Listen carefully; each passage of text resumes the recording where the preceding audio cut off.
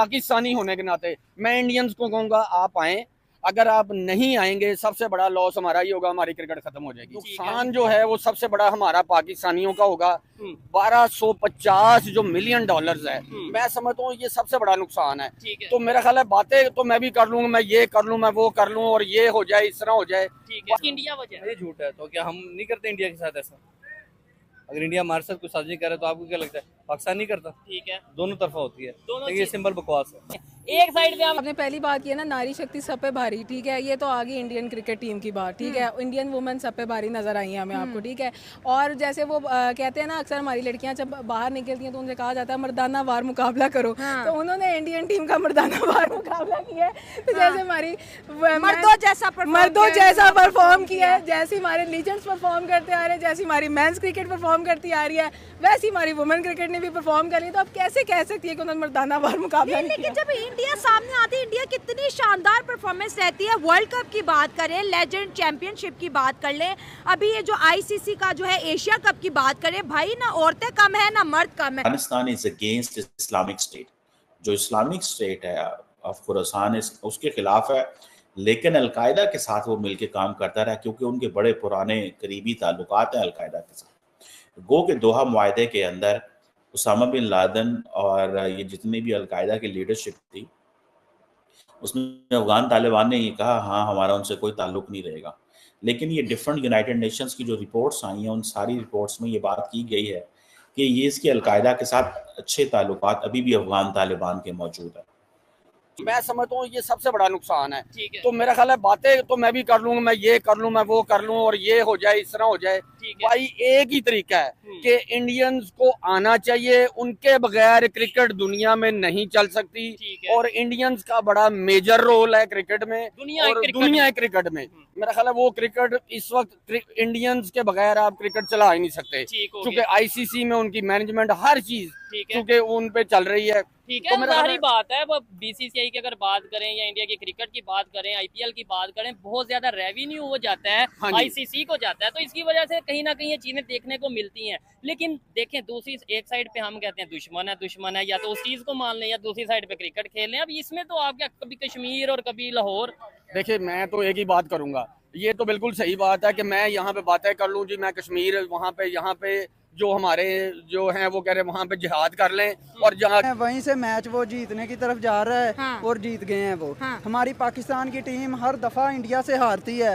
जब भी इनका मैच होता है आम टीम के मुकाबले में, जब भी इनका मैच लगाया जाए वहाँ से जीत जाती है, लेकिन जब इनका मुकाबला इंडिया से पड़ता है तब इनकी टांगें कांपती होती हैं। औरतें भी नहीं जीत पाई, कोई भी नहीं जीत पाता। हमारी पाकिस्तान की टीम इंडिया की टीम को देख के इनका प्रेशर लूज हो जाता है। प्रेशर नहीं ले पाते। हमारी 108 पे ऑल दोस्तों से जब मैंने बात की और मैंने जानने की कोशिश की कि हो क्या रहा है, ये बंदा 1996 से उसामा बिन लादेन के करीब था, बहुत सारी दहशतगर्दाना कार्रवाइयों में शामिल था और यूनाइटेड नेशंस की जो ग्लोबल टेररिज्म की जो लिस्ट है टेररिस्ट की, उस लिस्ट में भी शामिल था।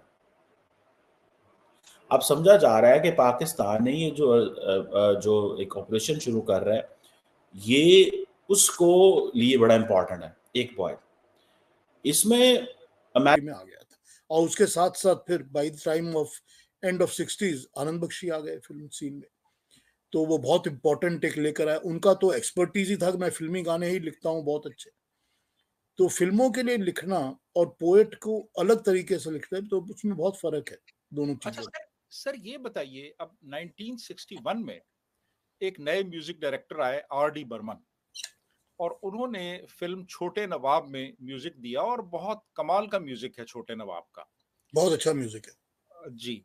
और आप ये देखिए कि पहला जो उनका गाना हिट हुआ, घर आजा घेर आए बदरा सांवरिया, वो राग मालगुंजी में बनाया गया, जिसमें बहुत कम गाने बनाए गए हैं। यानी एक म्यूजिक डायरेक्टर जिसके बारे में आमतौर पे समझा जाता है कि उसने वेस्टर्नाइज्ड म्यूजिक दिया, उसका पहला हिट सॉन्ग एक रेयर राग पे बेस्ड था, क्लासिकल राग पे। लेकिन उनको रिकग्नाइज करने में यानी फिल्म इंडस्ट्री को तकरीबन 8-9 साल लगे।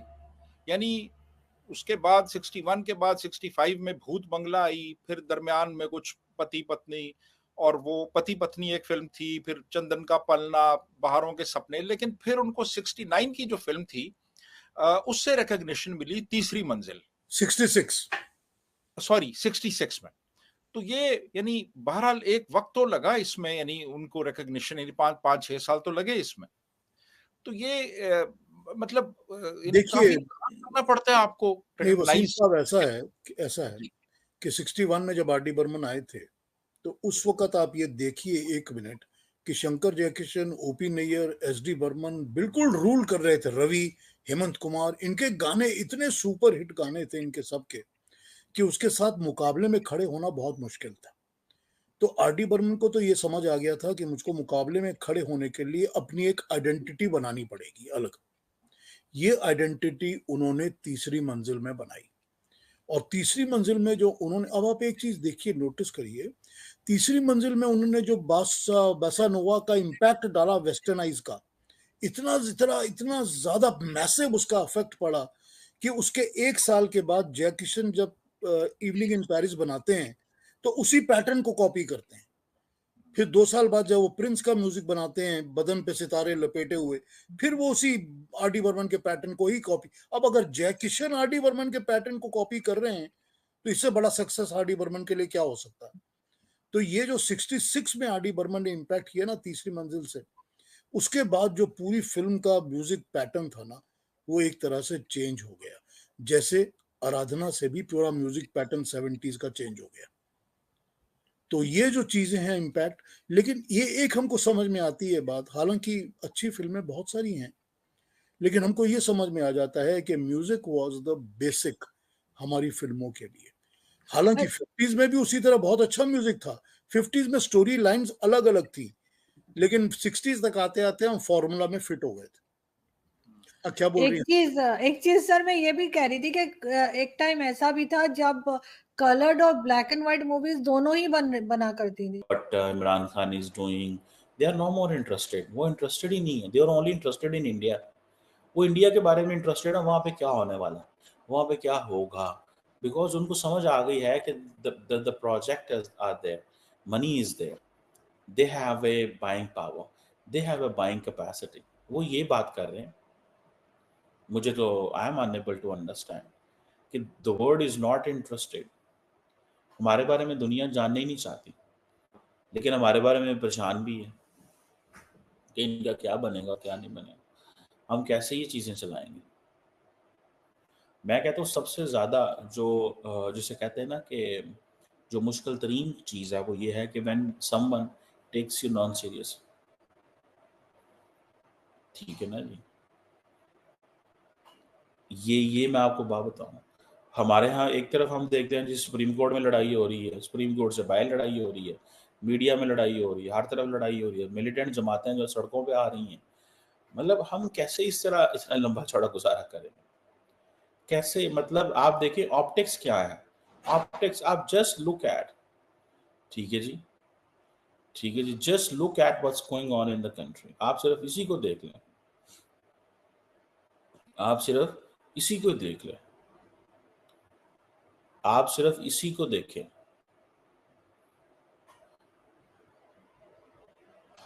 आप सिर्फ और सिर्फ इसी को देख लें कि हमें जो है वे आर वी गोइंग, हम जा कहाँ रहे हैं। आप सिर्फ इसी को देख लें।